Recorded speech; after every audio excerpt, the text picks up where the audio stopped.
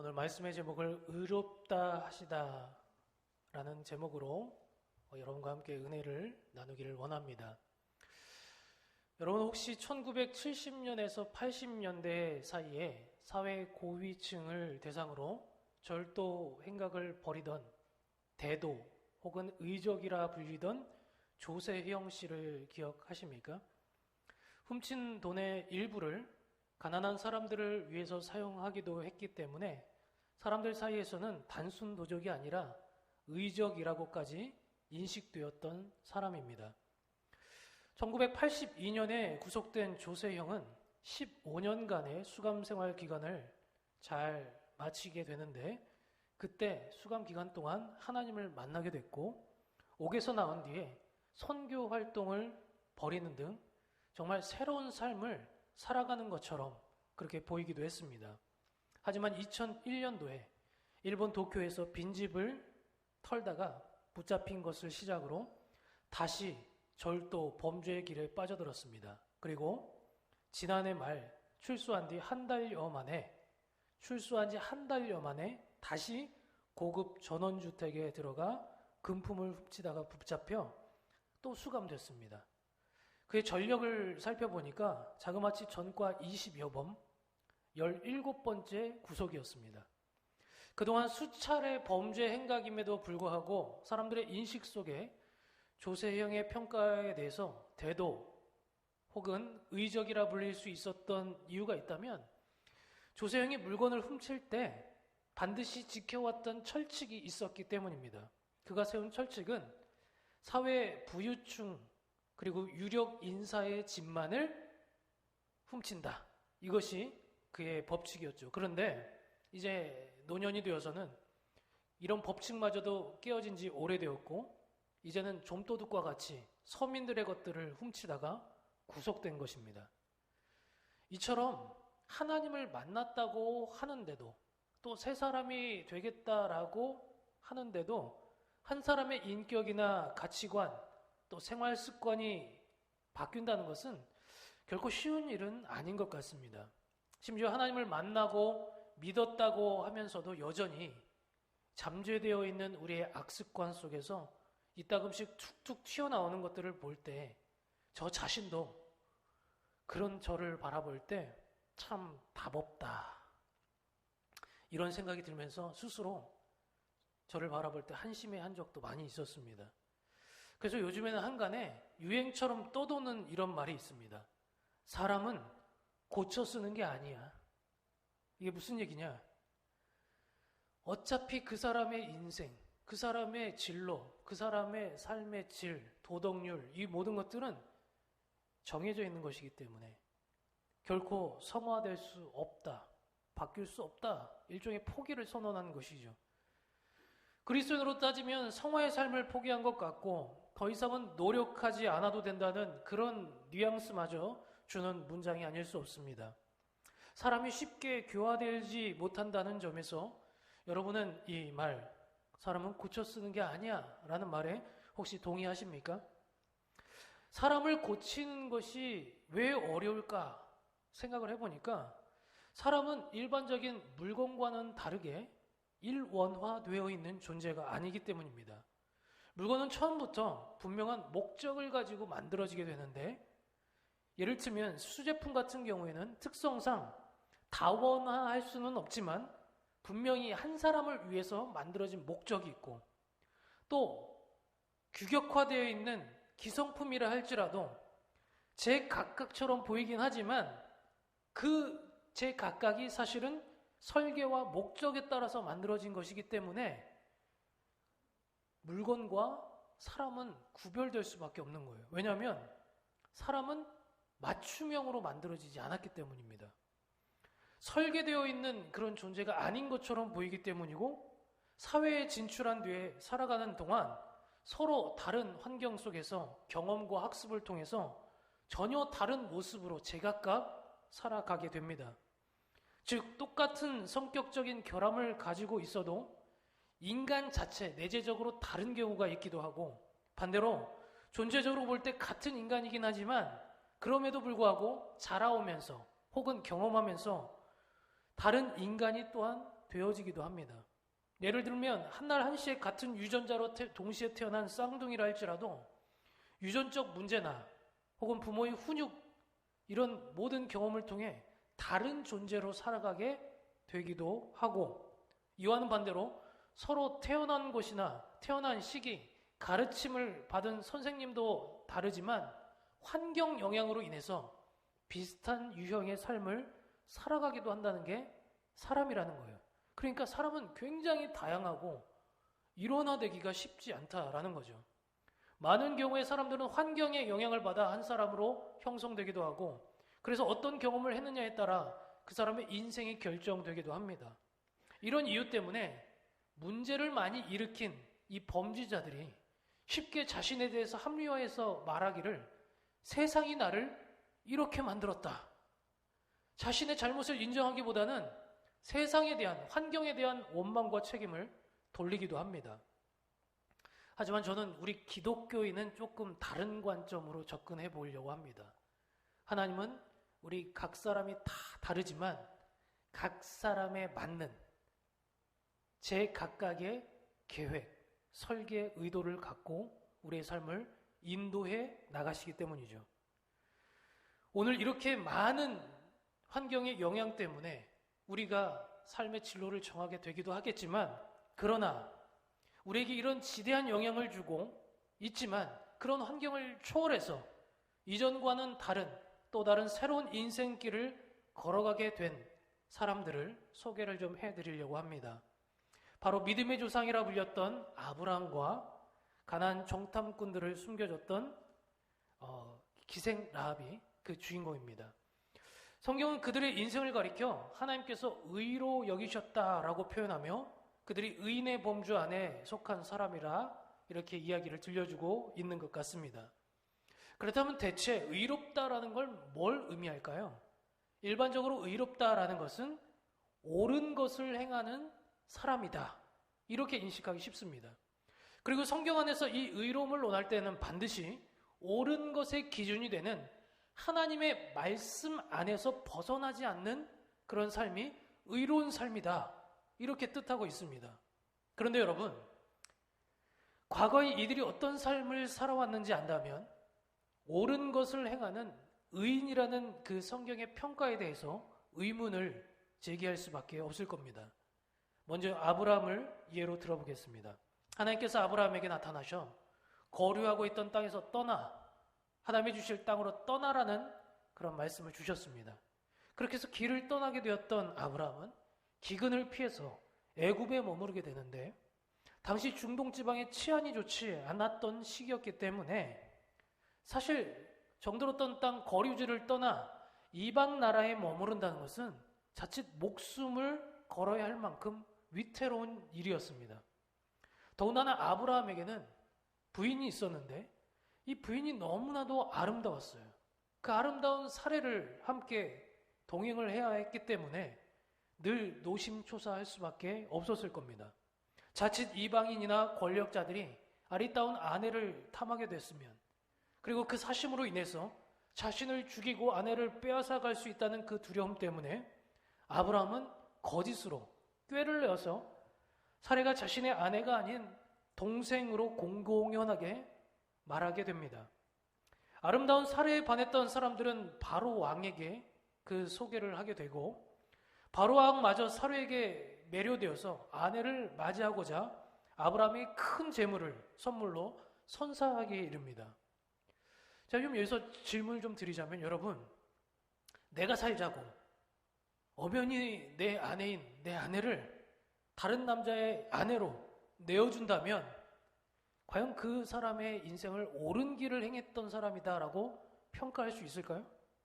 그렇게 해서 아내를 내어주고 내 목숨을 구하고 또 부가적으로 부를 축적한다면 그런 일을 행한 사람을 의롭다라고 말할 수 있겠습니까? 하나님은 영문도 모르고 사례를 아내로 삼았던 바로왕에게 재앙을 내리게 됩니다. 그리고 오히려 이방이었던 그 바로왕이 아브라함에게 말하기를, 왜 네가 거짓말로 나를 속여서 나에게 이런 재앙이 임하게 했느냐 책망하며 네 아내를 다시 데려가라고 아브라함의 거짓말에 대해서 오히려 이방인이 책망을 했어요.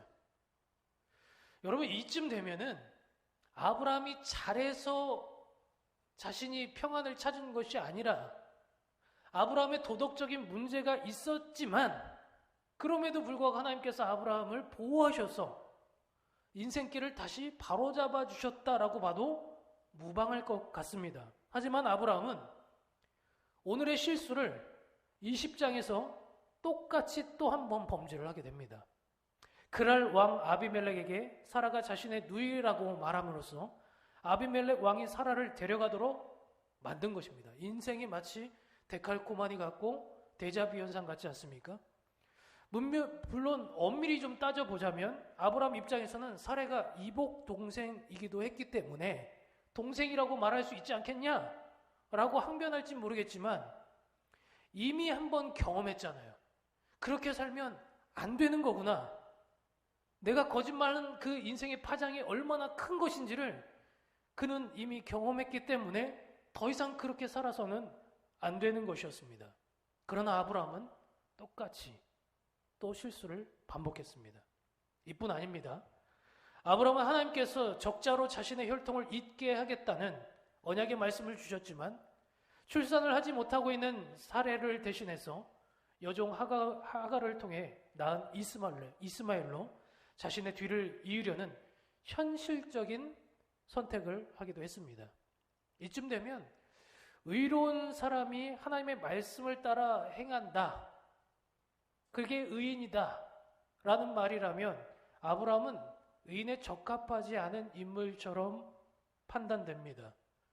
그렇다면 또 다른 인물인 라합은 어떨까요? 여호수아서 2장에 등장하는 라합은 당시 철옹성이라고 불려졌던 여리고성의 주민으로 히브리어와 대표적인 성경 번역본인 70인역에 그녀의 직업을 가리켜 기생이라고 말하고 있습니다. 또한 우리가 보고 있는 이 야고보서 안에도 저자 야고보 역시 라합을 기생이라고 다시 한번 그의 직업에 대해서 확인시켜주고 있습니다. 오늘날 한탕주의에 물든 젊은 세대와는 다르게 예전에는 생계를 유지하기 위해 어쩔 수 없이 유흥업종에 종사를 해야만 했던 그 불우한 사람들이 실제 있었습니다. 부모님을 일찍 여의고 경제적 독립을 꾀할 수 없는 차에 연약한 여인의 신분으로 딸린 식구들이 많아서 가장 역할을 해야 했다면 어쩌면 자신이 가지고 있는 무기라 몸뚱이 하나밖에 없기 때문에 부득이한 선택이었다라고 볼 수도 있겠죠. 하지만 그렇다 할지라도 상황은 그렇다 할지라도 몸을 팔고 웃음을 팔고 술을 파는 직업 여성이 기생의 신분이라는 것을 가정한다면 그런 인생을 가리켜서 의롭다, 하나님의 말씀을 따르는 인생이다 라고 말할 수 있을까요? 오늘 야고보서에서 의인으로 소개되었던 대표적인 인물 아브라함과 라합은 이처럼 우리가 보기에도 뭔가 미심쩍은 부분이 많은 인물들임에 틀림이 없습니다. 그럼에도 불구하고 성경은 왜 그들을 가리켜 의인이다 라고 지칭하고 있는지 알아볼 필요가 있는 것입니다. 먼저 아브라함을 살펴보자면 21절 말씀에 아브라함이 하나님께 의로 인정받게 되었던 사건을 소개하고 있습니다. 어렵사리 노년에 얻었던 아들, 눈에 넣어도 아프지 않았던 이삭을 하나님께서 제단에 바치라고 말씀하신 것이 바로 그 사건입니다. 여러분, 차라리 준다고 말이나 하지 말든지. 이 세상에서 제일 나쁜 부류가 있는데요, 제가 생각하기에는 맛있는 걸 먹는데 혼자 먹는 사람들, 이런 사람들 좀 나쁘고, 인색하고 자기 것만 챙기는 이 이기적인 그런 사람들 있겠죠. 근데 제가 볼 때 제일 나쁜 사람이 있는데 그 사람이 어떤 사람인가 하면 줬다가 뺏는 사람이에요. 차라리 주지나 말지. 주지 않았더라면 차라리 희망이라도 품지 않았을 텐데 주고 빼앗아 가서 희망을 절망으로 바꿔버린다면 얼마나 상실감이 크겠습니까? 그런 의미에서 볼 때 아브라함 입장에서 하나님이 어렵사리 얻은 아들 이삭을 바치라는 명령에 불순종할 수도 있겠고, 마음에 불만이 생길 수도 있는 그런 상황입니다. 그도 아니라면 아브라함이 살아왔던 그 삶의 양식에 따라 자신이 살아왔던 것처럼 적당히 눈속임하면서 어영부영 하나님을 속이고 넘어갈 수도 있는 그런 사건이기도 했습니다. 그러나 그는 자신의 인생길 속에서 한 가지 교훈을 얻은 것이 있습니다. 아니, 정확하게 말하면 절대 불가능한 나이에 이삭을 주신 하나님을 경험하면서 깨달아진 것이 있었습니다. 그동안은 내 인생을 내 마음대로 디자인하면서 살아갈 수 있을 줄 알았지만 실은 지나와 보니까 하나님께서 인생길을 인도해가고 있었다라는 겁니다. 내가 어긋났을지라도, 도덕적으로 완전하지 못했을지라도, 위험 가운데 있었을지라도 하나님이 붙들고 그 인생을 인도하셨다는 거예요. 그리고 하나님께서 하셨던 그 약속은 말씀을 통해서 반드시 성취되고 이루어진다는 것을 아브라함은 경험하게 됐습니다. 이 경험 때문에 아브라함은 이삭을 바치라는 하나님의 말씀도 뜻하신 바가 있을 거라는 신뢰감을 얻을 수 있게 되었습니다. 그것은 기존에 살아왔던 자신의 삶의 패턴을 바꿀 수 있는 계기가 되었습니다. 자신의 지혜와 노력으로, 자신의 계획으로 선택하고 살아가는 것이 아니라 하나님께서 자신을 이루어 간다는 것, 나를 만들어 간다는 것을 알게 된 것입니다. 물론 그 결과 어려운 선택이긴 했지만 이삭을 바치려고 할 수 있었고, 하나님은 아브라함이 이삭을 사랑하는 이삭보다 자신 하나님을 더욱 경외하는 믿음이 있음을 바라보시고 그 믿음 때문에 그의 의를 인정하셨습니다. 결과는 여러분도 잘 아시겠지만 하나님은 애초에 이삭을 죽이려고 했던 계획이 있었던 것이 아닙니다. 따로 제물을 준비해 놓으시고 단지 이 과정을 통해서 아브라함이 순종하고자 하는 마음을 확인하기 원하셨다라는 거죠. 여러분, 아브라함이 인생 속에서 이런 어렵지만 힘든 위기가 없었다면, 이런 삶의 전환점이 되는 사건이 없었다면 아브라함의 인생은 믿음의 길을 걸어가기에 어쩌면 어려움이 있었을지도 모릅니다. 그러니까 우리 믿는 자들에게 있어서 시험은 단지 시험, 어려움으로 끝나는 것이 아니라 인생 길 속에서 새로운 길을 걷게 만드는 터닝 포인트가 될 수 있다는 사실이죠. 그렇다면 라합은 어떻습니까? 이스라엘에서 여리고를 점령하기 위한 군사 작전으로 정탐꾼을 만약에 선택했다면 당연히 정예를 뽑지 않았겠습니까? 그런데 여러분, 굉장히 아이러니하게도 이 여리고성의 병사들에게 들킨 것도 아니라 이 정탐꾼이 누구에게 들켰습니까? 한낱 평범한 여성에게 들키고 말았습니다. 그것도 자신이 여리고를 정탐하러 온 사람들이라는 것까지도 들키게 된 거예요. 이쯤 되면 거의 바보예요. 동네방네 떠들고 다니면서 나는 이스라엘에서 온 정탐꾼이다 이렇게 외치고 다니지 않았을지라도 그 정도가 아니었으면 쉽게 들키지 않았을 텐데 이렇게 허술한 사람들이 이스라엘의 정탐꾼이었다는 거예요. 만약에 이대로 작전을 진행했더라면 모르긴 몰라도 여리고성을 함락시키기란 쉽지 않았을 겁니다. 그런데 라합은 여리고성을 정탐하러 왔던 그 이스라엘 군사를 숨겨주었을 뿐만 아니라 여리고 병사들의 눈을 속여서 이들이 도망갈 수 있도록 퇴로를 열어주고 또 사흘간 은폐할 수 있도록 전략적인 지침까지도 일러주었습니다. 여기까지 보면 이스라엘 정탐꾼보다 오히려 라합의 기지가 더 탁월해 보이기까지 합니다.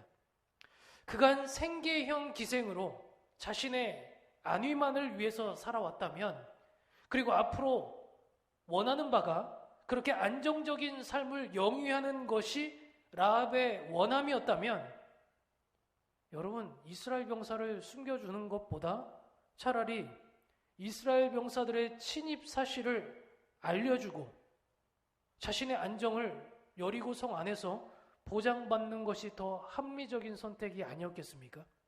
그런데 이 여자는 자신의 목숨이 위태로운 이 위태로운 순간을 겪으면서까지도 이스라엘 병사를 숨겨주고 살려주게 됩니다. 여호수아 2장 9절에서 라합의 고백은 이러했습니다. 여호와께서 이 땅을 너희에게 주신 줄을 내가 아노라. 그러니까 단순히 내 안위만을 위해서, 나의 안전을 보장받기 위해서 이스라엘 백성을 풀어준 것이 아니라 하나님의 섭리를 이미 듣고 알고 있었고, 그 하나님이 얼마나 위대하신 분인 줄을 알고 있었고, 그 하나님의 언약이 반드시 성취되리라는 것 또한 믿고 있었다라는 거죠. 그리고 이제는 정탐꾼을 돌려보내면서 이제 자신의 가족들이 너희들을 숨겨준 것을 의심받게 될 테니까 목숨을 보장해달라고 부탁할 때도 이런 표현을 썼습니다. 내가 너희를 선대하였은즉 너희도 내 아버지의 집을 선대하도록 어떻게 해야 된다고? 여호와께 맹세해라 그랬어요. 모든 인생의 지침마다 빼놓지 않은 것이 있었다면 그것은 뭐였냐면 하나님의 존재였다라는 거예요.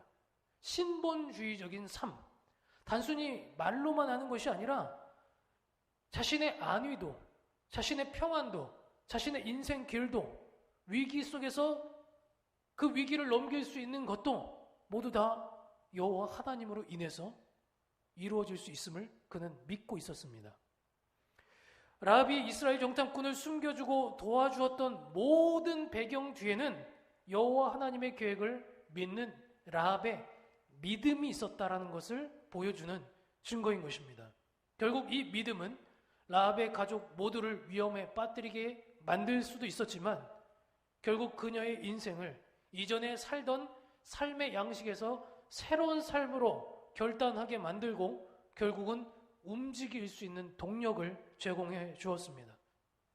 아브라함도 그리고 라합도 비록 살아왔던 인생길 속에서는 얼룩진 인생도 있고 실수도 있고 하나님을 믿지 않는 부정의 삶도 있었지만 결국은 인생의 터닝 포인트를 맞이하는 순간 믿음의 길을 결단하고 또 걸어가고 그렇게 선택하면서 이전과 다른 인생길을 걸어갈 수 있게 된 것입니다. 그래서 야고보는 그들의 믿음 있는, 다시 말하면 행함 있는 삶을 가리켜서 하나님이 그를 의로 여기셨다라고 평가를 내리고 있습니다. 우리가 자꾸 이 야고보서를 읽으면서 의롭다 여김을 받는 이 칭의에 대해서 사도 바울의 가르침과 자꾸 상충되고 충돌하는 것처럼 보여지기도 합니다. 그래서 제가 조금 더 명확하게 정의를 좀 내려드리고자 합니다. 하나님으로부터 의롭다 칭함을 받는다라는 뜻을 가진 칭의에 대해서 사도 바울은 어떻게 정의를 내리고 있냐면 한 사람이 하나님과 얼마나 관계를 맺고 있는가. 다시 한번 말씀드릴게요. 사도 바울이 주장하는 바는 한 사람이 하나님과 얼마나 관계를 맺고 있는가.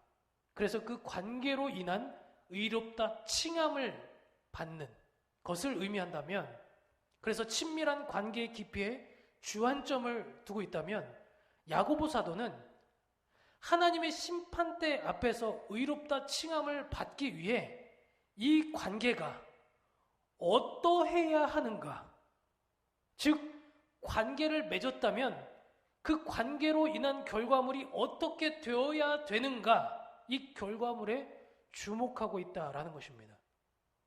우리가 믿음이 있노라 하면서도 그 결과물이 없다면, 의롭다 칭함을 받았음에도 불구하고 여전히 이전과 같은 똑같은 삶의 양식으로 살아가고 있다면 과연 그 믿음이 진짜인지 아닌지 어떻게 알 수 있겠습니까? 사랑하는 성도 여러분, 우리는 하나님을 믿음으로 이 자리에 와 있습니다. 그러나 믿음의 고백만으로는 그 믿음을 저 스스로도 확인할 길이 없습니다. 그래서 어떤 분들은 어제는 믿음이 있는 것 같다가도 오늘 무너진 나의 삶의 성적표를 바라보며 나는 믿음이 없나 보다 스스로 회의감에 빠지기도 하고 혼란스럽기도 합니다. 수없이 실패하고 연약해서 때로는 나 자신이 초라해 보이기도 하겠지만 믿음이 있다면 오히려 위기 속에서 더 명확한 우리의 정체를 드러낼 수 있게 될 것입니다. 바라기는 어떻게 여러분이 살아왔느냐 보다 앞으로 어떻게 살아갈 것인가, 이 결단을 통해서 비록 달팽이가 기어가는 것처럼 느리지만 오늘도 한 걸음 믿음의 진보를 함께 이루어갈 수 있는 저와 여러분들의 삶이 될 수 있기를 주님의 이름으로 축복합니다. 기도하겠습니다. 우리 함께 기도할 때 이렇게 기도했으면 좋겠습니다. 하나님, 오늘 우리의 믿음이 정말 믿음의 진보를 이루어갈 수 있기 원합니다. 하나님, 진정 주님을 사랑할 수 있기 원하고 그 믿음이 행함으로 증거될 수 있기 원합니다. 하나님, 진정으로 이제는 지적으로 아는 그 믿음이 아니라 이제는 행함이 있는 믿음, 결과물이 있는 믿음, 열매가 있는 믿음, 삶의 전환이 있는 믿음, 이전과는 다른 새 것이 되었도다라고 선언할 수 있는 그 믿음을 우리에게도 허락하여 주시옵소서. 그래서 하나님 보시기에 세상이 말할 때에는 비록 연약해 보인다 할지라도 하나님 보시기에 너희들 의롭다 라고 칭함받을 수 있는 우리의 삶의 성적표가 다 되어질 수 있도록 우리 성도들 삶을 하나님 축복하시고 함께하여 주시옵소서. 이 모든 말씀 우리 주 예수님의 이름으로 감사하며 기도합니다. 아멘.